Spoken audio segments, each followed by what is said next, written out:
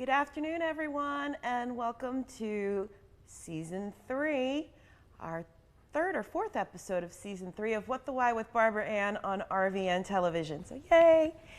If you haven't seen us before, our show features conversations with diverse leaders from all walks of life about why they do what they do and how they figured things out.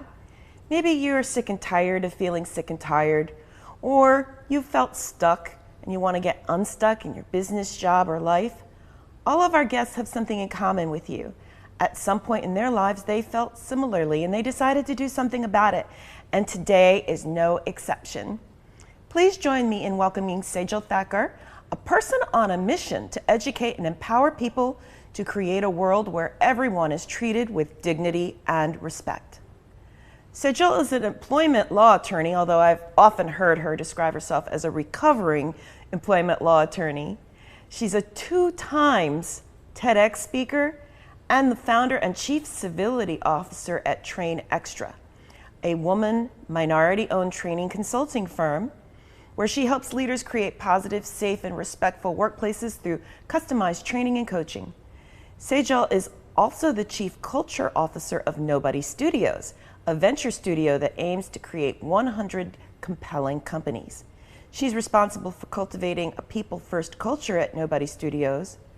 And as for her educational credentials, she graduated with honors from the University of Illinois at Chicago and cum laude, and from Northern Illinois College of Law. Through Train Extra, Sejal combines her extensive legal background with personal insights to empower individuals through education on a wide variety of topics. With a deep understanding of the legal landscape, she delivers engaging talks and workshops that shed light on civility, discrimination, bullying, harassment, and beyond. And additionally, her expertise extends to fostering a sense of belonging and creating an inclusive environment for all. I met Sejal through a group on whose board she serves, Inclusive Leadership in a Virtual World. And we've had some other guests, and now super excited to welcome yet another member of the ILVW world, board member Sejal Thakkar. So without further ado, please give a round of applause to Sejal and welcoming her to our show. So yay, here's your round of applause. Thank you so much, Barbara Ann, for that really wonderful introduction. I'm looking forward to our conversation today. Me too. And after reading all of that, one can only wonder, you may or may not have pictured yourself doing what you're doing in terms of changing the world.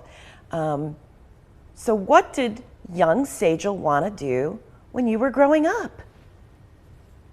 This is not going to be a surprise to you, Barbara Ann, because you know me pretty well, but I knew that I was going to go to law school at a very young age.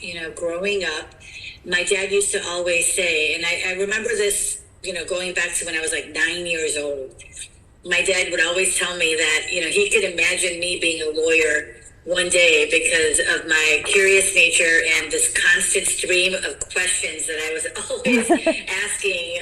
And so he would always say that it reminded him of his own dream of attending law school when he was in India, one that he couldn't pursue after my parents moved to Illinois in 1974 from India. And so he'd already planted the seed in my head, and as I got older and just some of the experiences that I went through in life, I found myself increasingly being drawn to the study of law as a way for me to get a deeper understanding of our legal system and to help others and advocate for justice. Mm-hmm. And then after practicing law, you started to feel a little bit differently. Tell us how that journey evolved from practicing employment law to the work that you're doing now. Sure. I spent the majority of my litigation career, so from 2003 to about 2012, I was practicing as an employment law attorney, specializing in defense work. So I was representing leaders and supervisors in cases that primarily dealt with harassment and discrimination. And, pretty early on, I found myself conflicted because I felt, if an employee had been treated unfairly, I felt that the situation should be addressed properly. Yeah. So I found myself educating these managers and organizations on how to properly handle these issues versus actually defending them. And so, I also learned a lot during that time, right? I got to see how organizations were handling these types of issues, what they were spending their money on in the name of fostering people first cultures. So seeing a lot of what they did right and what they did wrong.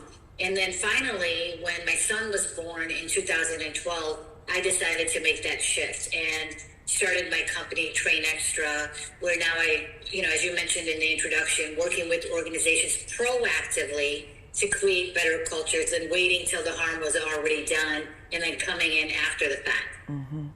And you're international, and you have a little bit of celebrity out there with the thousands and thousands of people who follow you. And it's interesting because we are now in a world where if you believe what the news says, and I'm not saying that there's not truth to it, DEI is a bad word now. But yet you still continue to be embraced for what you bring to the different organizations that you work with. So, and I know a huge part of that is your approach leading with belonging and civility. So how did you find a way to connect with these companies that, you went from defending to educating? Yeah, I as I said, when I was working as a defense attorney, I saw organizations spending tons of money on legal compliance, defending lawsuits, claim prevention, rather than striving to create cultures that were grounded in civility. And so I speak a lot on diversity, inclusion, and equity topics because that's an area that I'm really passionate about. But really, my approach is that we want to treat and empower everyone within the organization to be a part of the solution. And so I think, companies were back then when I started my company, but still are too passive.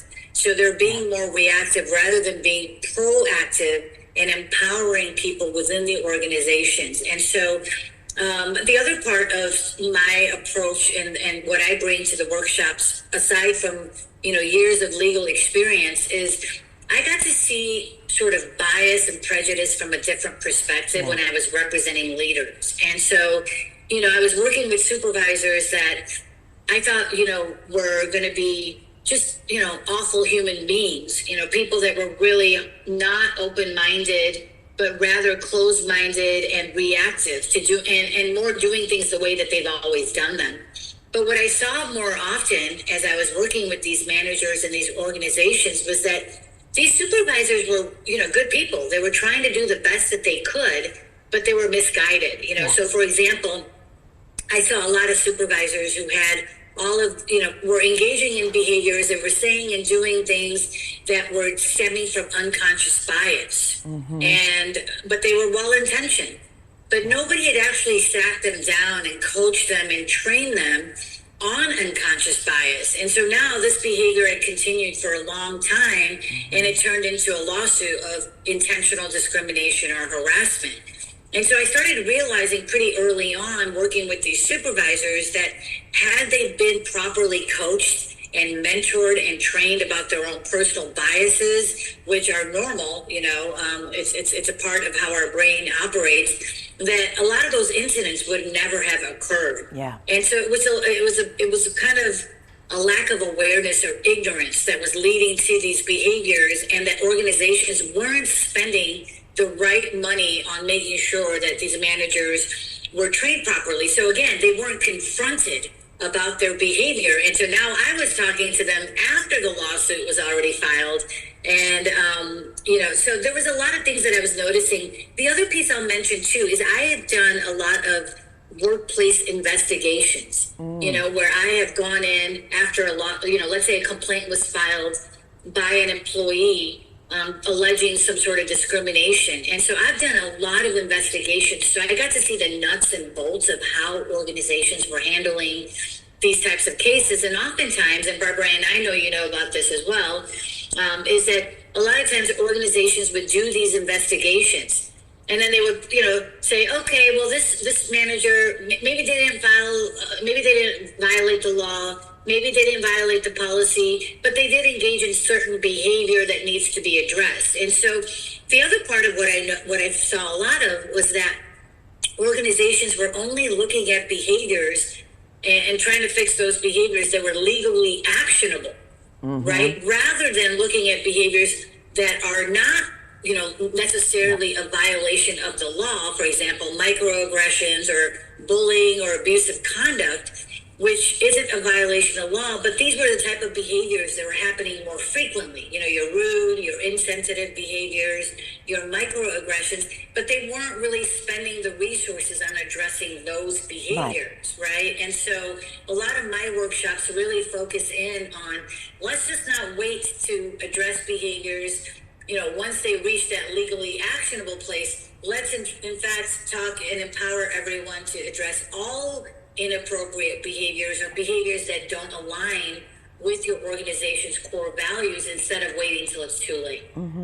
And if I'm hearing it, it also sounds like there's a level of actual accountability in it, because we have some overlap, and what I'm finding is that there's no enforcement a lot of times of those earlier actions. Things could have been prevented, like you said, before they ended up in your case log, but the other people are standing by watching this behavior happen and feeling unempowered and not sure what to do about it, and feeling like that's been accepted and it's affecting the civility and the belonging in the environment, which I know is huge parts of how you approach things. So much so, so much so, I know you've even done some TED Talks, but I want to get back to how you decided to make the leap into this realm. I mean, you've had a child, you've decided to go into business for yourself. That takes a tremendous amount of courage to do. We were only a few years out from a pretty major economic downturn, and only to then go into COVID. And here you are building a business and building and building and building. So where did you find the courage to step out very publicly into this arena? It was really the birth of my son.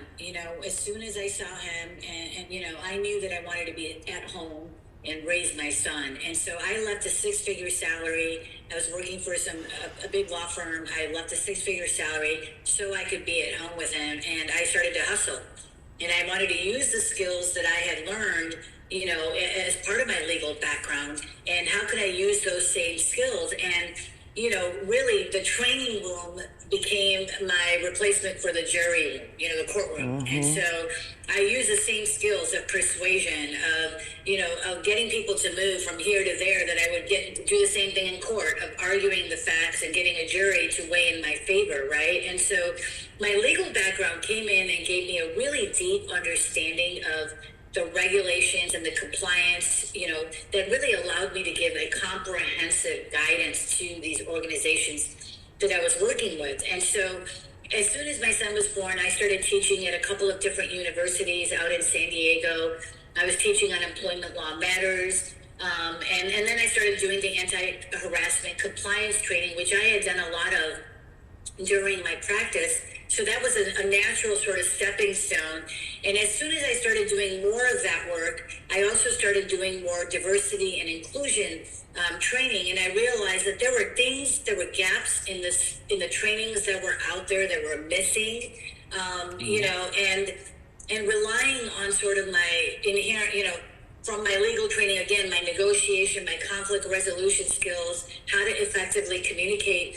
I saw that there were a lot of areas that I can add value to that were missing from those programs. So I created a series of, 8 to 10 different workshops that I offer now to organizations, relying specifically on my legal training and background, but really focusing in on civility, because as an employment law attorney, I've seen so many cases, Barbara Ann, of inappropriate behaviors that were impacting the dynamics of the team. And we both know that, that if we don't put our people first, Yep. And we don't equip them with these skills, with these scripts of how to do something when they find themselves in these situations, when they're themselves dealing with incivility, but also as bystanders, when they see other people in the workplace dealing with incivility or dealing with bias. A lot of times people see this behavior going on, but they just don't know what to say, right? And workplace incivility usually isn't confined to isolated incidents. It really permeates throughout the fabric of these teams. And so it results in, there's so much research out there of how harmful incivility is in the workplace. I mean, SHRM issued this statistic a few years ago where they looked at organizations and how much organizations were spending on just, on the turnover that was happening in organizations. And they threw out this number of $223 billion over 5 years that organizations were spending just on turnover. Yeah. Christine Porath has done a lot of research on instability in the workplace. And she really, her research, along with some findings that came out from the Equal Employment Opportunity Commission in 2016, really were what became my business plan. I was like, this is where I want to focus. And you're right, when I came out loud and I came out with civility, because I remember when I started my company in 2017, there wasn't a single person that was out there on LinkedIn talking about civility.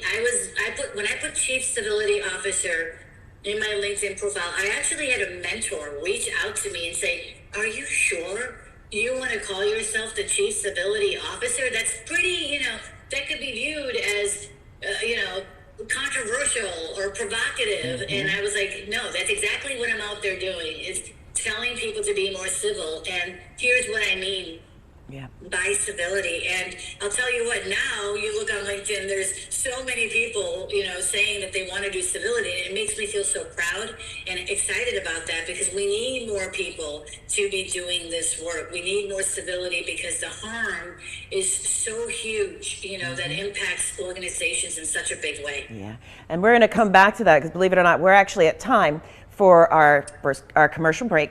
So, audience, please come back for more of our very important conversation with Sejal after these messages from our sponsors.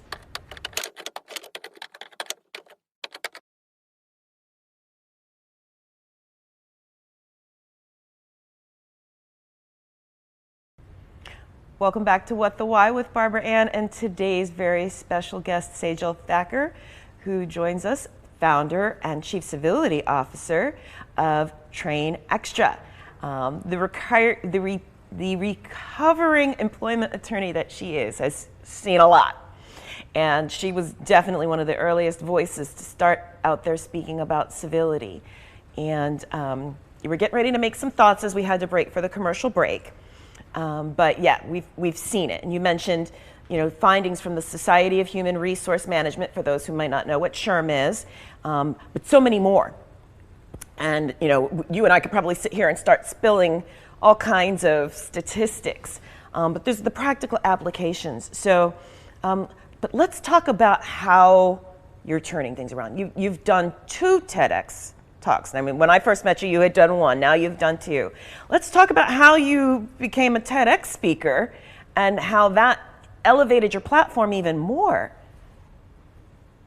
Yeah, the first TEDx talk I did really came from when I started doing my workshops on civility, and I have a component of unconscious bias that I talk about in that in those workshops, as well as empathy.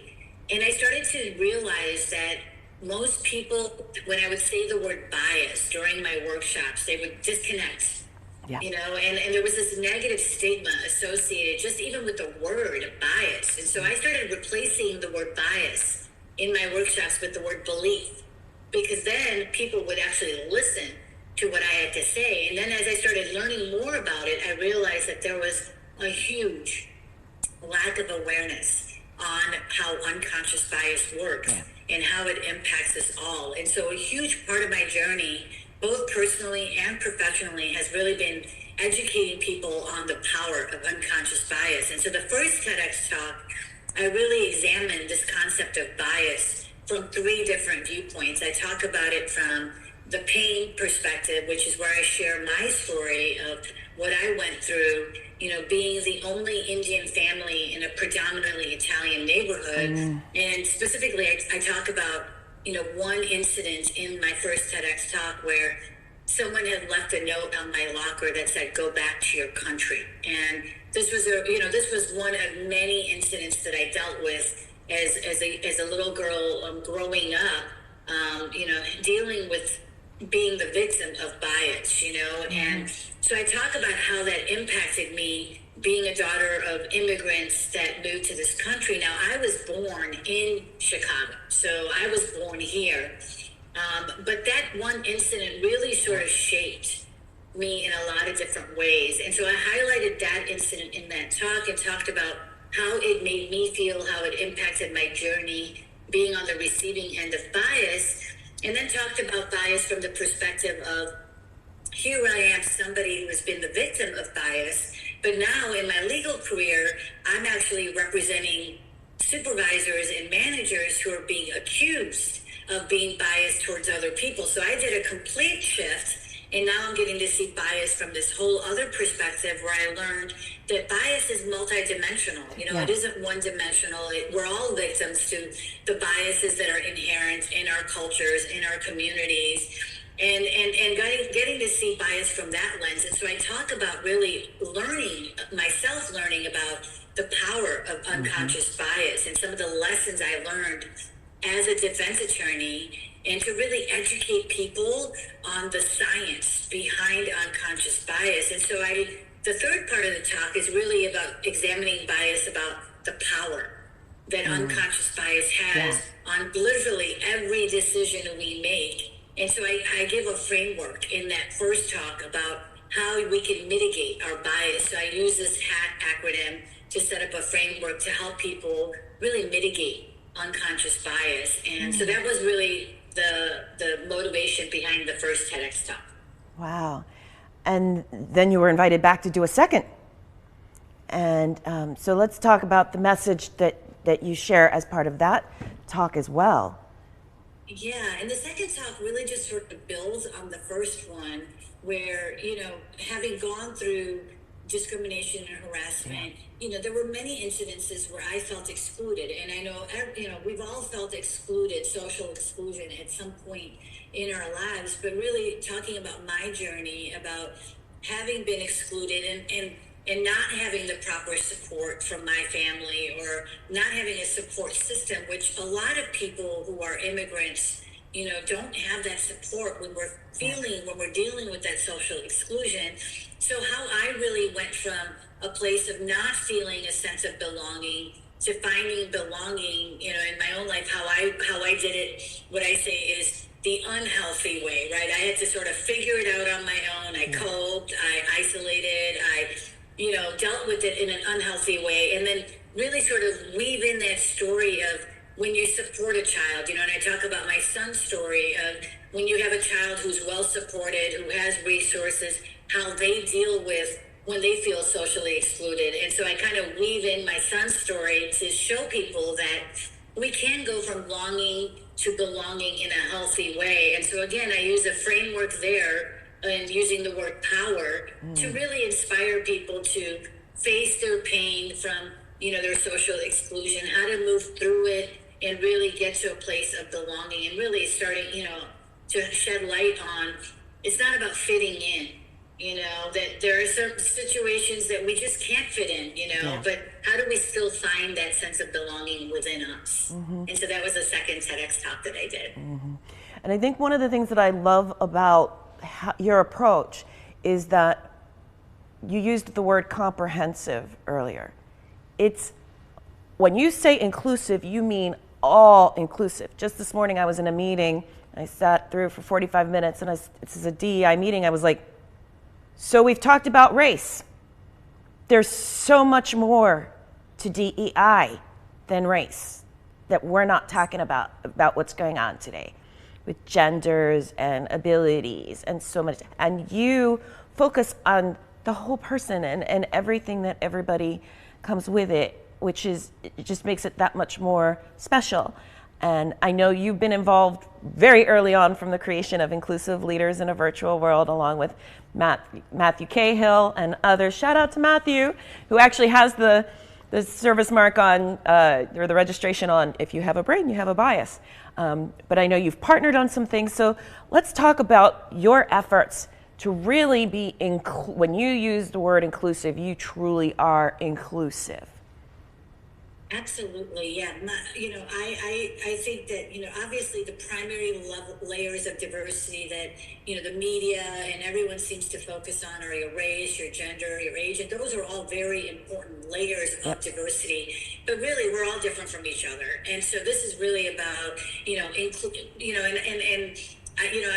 my workshops, I talk about that, and I talk about how diversities, we're also different, starting from our personalities, right? Like there's things that I do when I do my workshops. I joke around and I say, there's people in this audience that, you could have paid them enough to do a workshop in the way that I do it, because I'm an extrovert and I feed off of all the energy that I'm getting. And there are some people that are like, I'd rather be in a room reading a book, and that's how I get my energy. So starting with our personalities, we've all gone through different lived experiences. So we're all different from each other. And really it is about, if we want to create true inclusion and belonging, we have to include and empower everybody into that conversation, right? Otherwise, we can't do this right. And this was my beef with how some organizations handled when we went through the George Floyd situation recently. And they were going so deep into so many of these topics without actually setting the foundation at civility. I mean, if you can't even have people being civil to each other, we can't have those deeper conversations of DEI that are going to make it a long-term sustainable impact. Right now, there are certain times where we have to make noise and we have to get people's attention. But that's only going to lead to temporary change. It's not going to lead to long-term change, right? And so I think when we talk about civility, I really think that that's the bridge. That's where we can say, look, we can't move the needle on diversity and inclusion until we can get people to this point to say, we're going to treat each other with civility, regardless of whether we agree with each other or not. Because here's the reality, is that diversity is here. Is here to stay, and it's going to get more diverse as we become more global. And now, look at us, we're talking to each other. I'm in San Francisco and you're on the East Coast, right? You're all the way over there. I have clients that I'm doing these workshops for globally. And so we need to be prepared for, how do we deal with someone that speaks a different language, that has a different religion, that is a different sexual orientation, that interacts and communicates differently than I do. And I think we need to get ahead of it, right? And so by fostering civility as the core, that allows us to open up the conversation into all these really important but deeper topics. Yes, 1,000 times yes. And believe it or not, we are actually at time. So I could say just Google Sejal Thakkar and you'll see tons of stuff. But what is the best way for people to connect with you, as well as find your TED Talks? Yes, the two best ways to get a hold of me is my website, which is Train Extra, and it's TRAINXTRA. There's no E in the extra, Train Extra. And there you can find a lot of information about the workshops that I offer, the public speaking that I've done, including the 2 TEDx talks. And also if you're on LinkedIn, I spend way too many hours on LinkedIn, but I'm always posting information. I think that this is all about empowering people. So I'm always on the lookout for good information that's going to help organizations, help leaders become better leaders. So connect with me on LinkedIn if you're on LinkedIn, and it's just Sejal Thakkar at LinkedIn. Yeah, I was going to say, someday you'll have to do a workshop on how you manage 30-some thousand followers just on LinkedIn alone. I spend way too much time on there, Barbara. Way too much time, believe me. Well, it works because your message is getting out there. So thank you very, very much for taking time out of what I know is your crazy busy schedule to do this episode with us. I really think it'll make a difference. Now, regarding more with season 3, we've got a lot of other additional really exciting guests coming up as well. And please believe me when I tell you, you don't want to miss what any of them have to say. Also, now that the move is kind of settled down, we're going to start having more guests back in studio. So we're looking forward to that as well. If you have not seen seasons 1 and 2, They are available. And if you didn't see my last episode, which is now season 3 on demand, I'm happy to tell you that effective season 3, all episodes go right on demand. We don't have to worry about, when does that show air? I don't remember. Not a problem, because it's available 24 hours a day, 7 days a week on RVN Television, as well as Roku. And please remember, whether you're looking to make changes in your life, no matter how big or small, tune in again for more illuminating and fascinating conversations with guests such as Sejal, who saw a need and decided to do whatever was necessary, overcame whatever challenges or obstacles may have been in her path, to find their purpose and to live it.